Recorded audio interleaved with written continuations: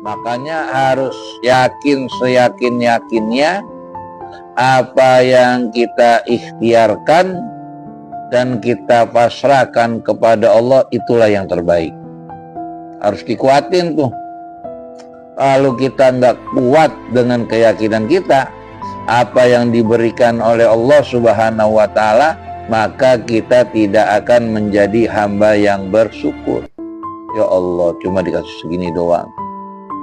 Ngeluh mulu. Sering yang seperti itu. Karena keyakinan kita bahwa Allah zat yang maha memberikan segala-galanya, kita kurang kuat.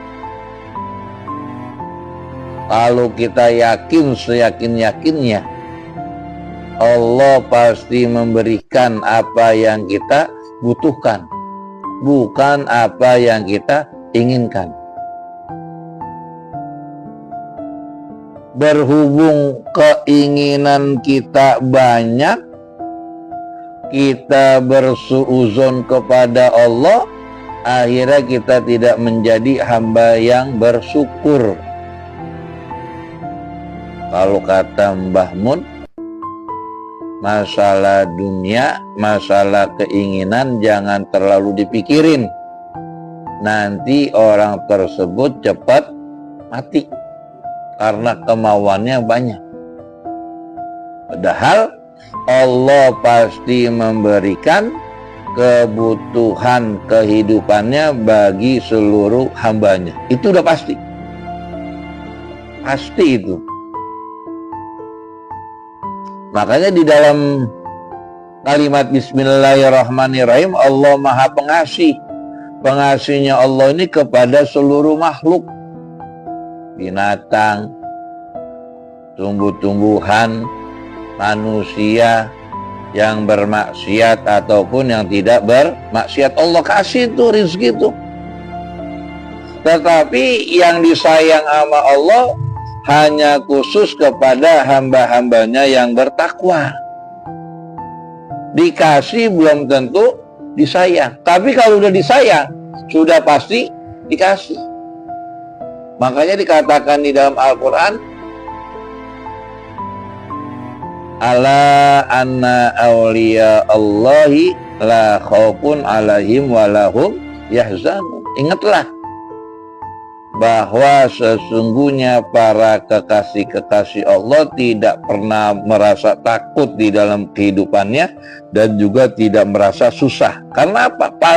Pemasrahan dirinya kepada Allah sangat luar biasa.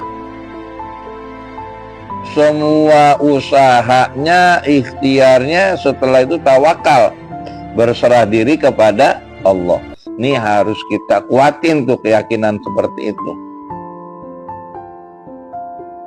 Kalau keyakinan kita nggak kuat, susah hidup kita.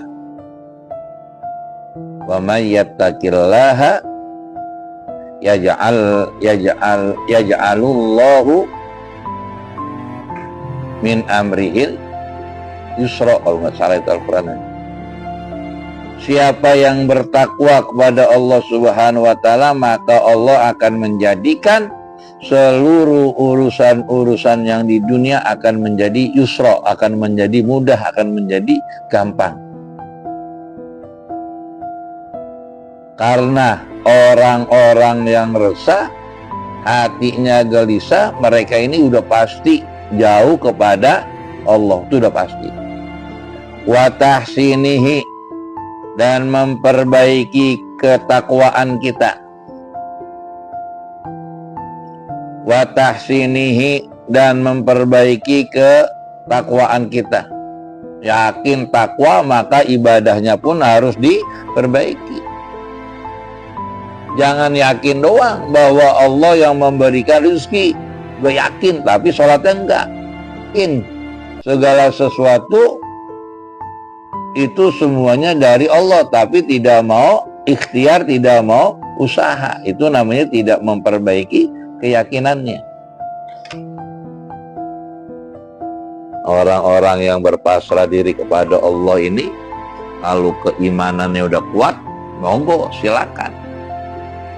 Saya pernah ceritakan kan itu ya, Imam Syafi'i mengatakan kepada gurunya Imam Malik, wahai Syekh, bahwa Allah telah menentukan rizkinya kepada hamba-hambanya dengan cara ikhtiar, dengan cara berusaha.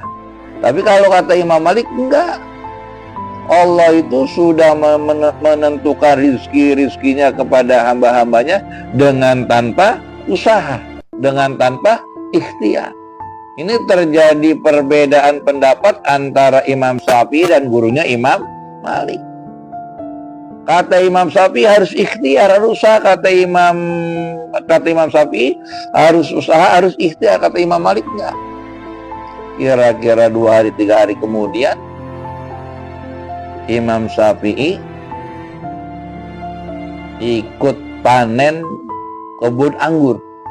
Tujuannya supaya mendapat ujro atau mendapat upah. Itu Imam Syafi'i kerja tuh, ikut panen anggur.